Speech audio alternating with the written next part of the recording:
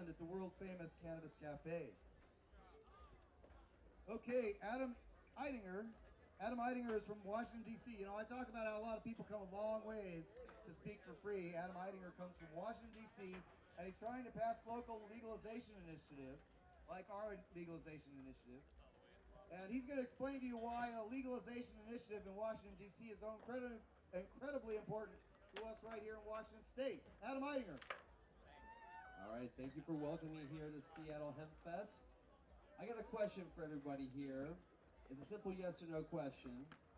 Is Washington, D.C. a state? No. No, that's right.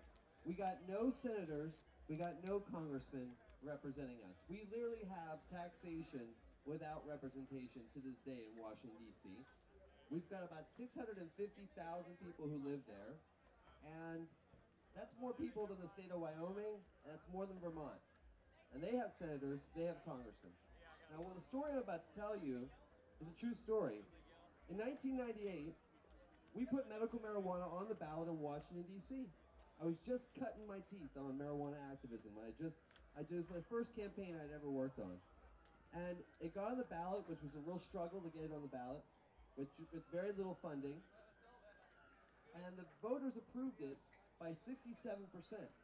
But we didn't know that on the day after the election. We knew who the mayor was, we knew who the city council members were, but Congress told the local elections board to not count the votes.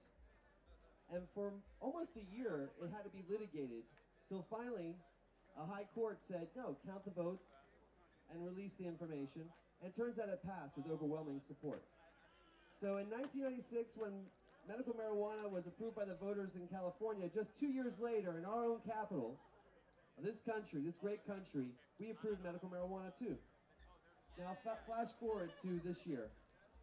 A group of us, longtime residents, I've lived there for 20 years, decided to put marijuana legalization on the ballot. Straightforward, home cultivation, no licensing.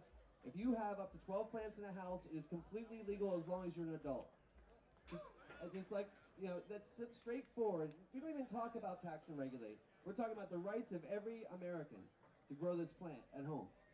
And if you take away that right in any way, shape, or form, you're going to get monopolies, you're going to get corporate price fixing, okay? You're going to get corrupt government officials trying to take their cut, okay?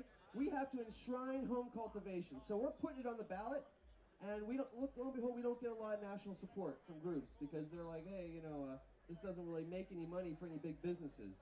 We're like, yeah, because this is about democracy. So now we got it on the ballot.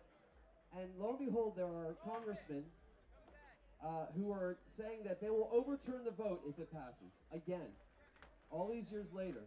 But now we're talking about legalization of medical marijuana.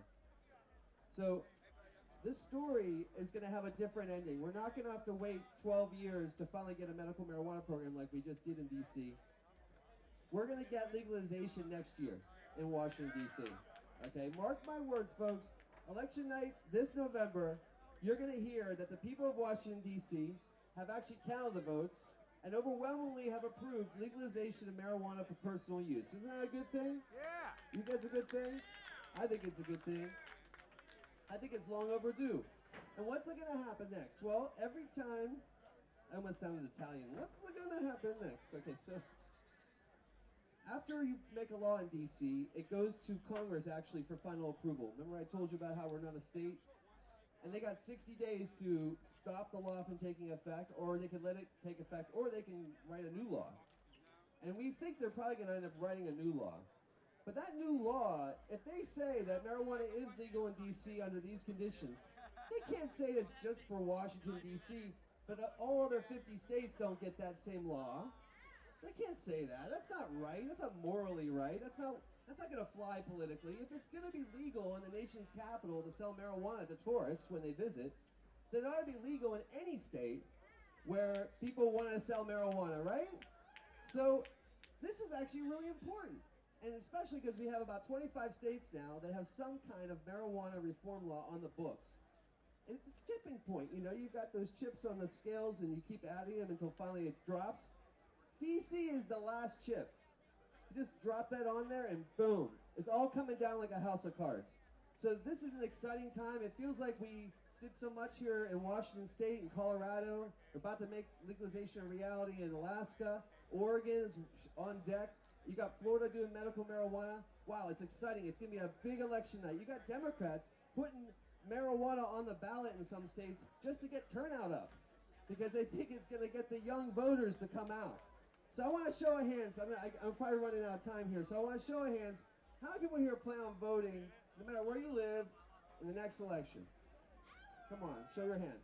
There's nothing to be ashamed of. I know a lot of people are anti-government, and they really hate the government. And there's good reasons to hate the government. I've been to jail. I've been to jail 16 times, actually. Okay? And you really want to hate the government after you've been to jail. But you know what? We are the government. Okay, let's just get real for a second. When we check out and we don't participate, and we don't vote, okay, that evil government, it exists. But I've seen it turn. I've seen it turn in the belly of the beast in Washington, D.C. We've got every mainstream politician backing up our ballot initiative. They all got our back right now. They know it's popular. They know it's time to change. So I'll leave you with that, and I really appreciate having a chance to speak here.